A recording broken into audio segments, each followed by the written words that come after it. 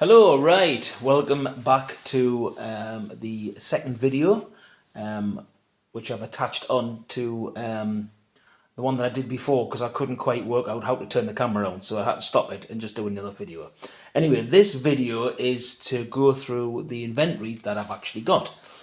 So we've got some camera lenses here, which I've paid a bit of money for them. They're not doing as good as I thought they were going to be. You really need the Carl Sainz video lenses and all the big posh Canon ones for those to be worthwhile. I might make some money off these ones. I've got a big box of maps. I paid about £10 for all of them. I managed to sell half of them. I've definitely got my money back from them. I've got some Haynes manuals here. These actually belong to me personally because I've had loads of, like I say, hobbies. I've had that car, them. I've had lots of motorbikes, as you can see. So all this sort of stuff's going to go. Welding. I love doing a bit of welding. That's one of my hobbies that we can make a little video about later on. So they're going to be listed. They're probably worth anywhere between £7 to £10, something like that. I've got some cameras here that I got from a car boot sale on Sunday. Good deal here. I've got about 5 cameras, all working, most of them with cases, all the batteries, everything's working, and I only paid £35 for all of them. So I'm pretty confident I'll make £100 profit on them with a bit of luck.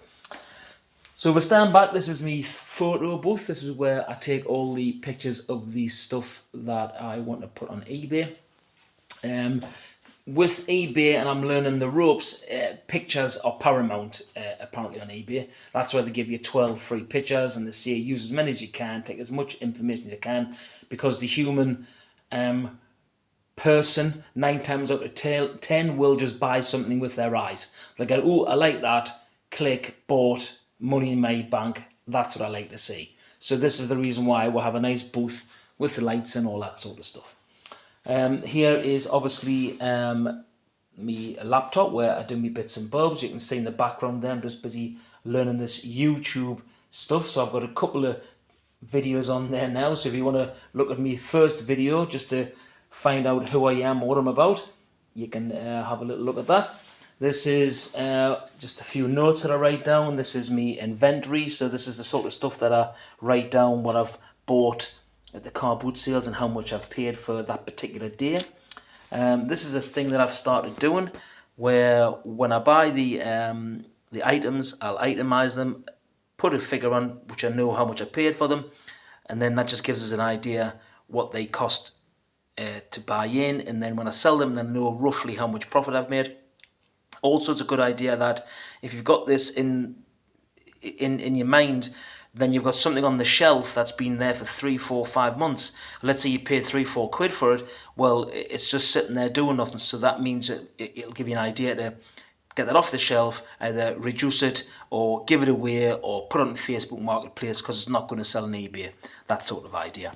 This is just a bit of paperwork for me invoices and credit cards and stuff that I pay.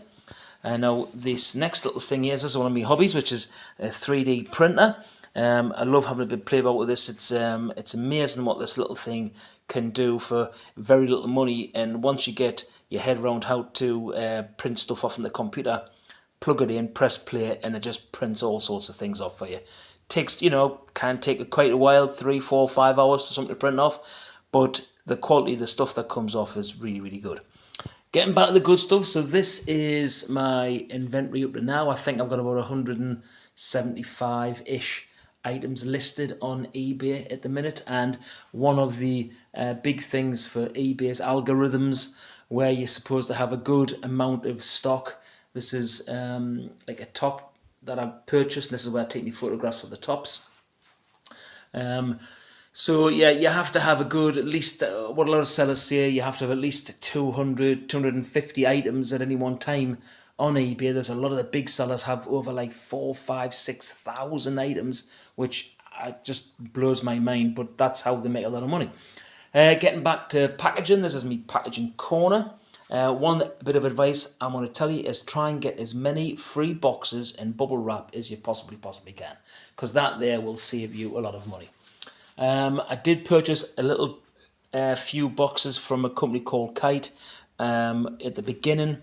These little poly packet things, they're quite handy to use just to put like them little maps that I bought in. They're quite reasonably cheap.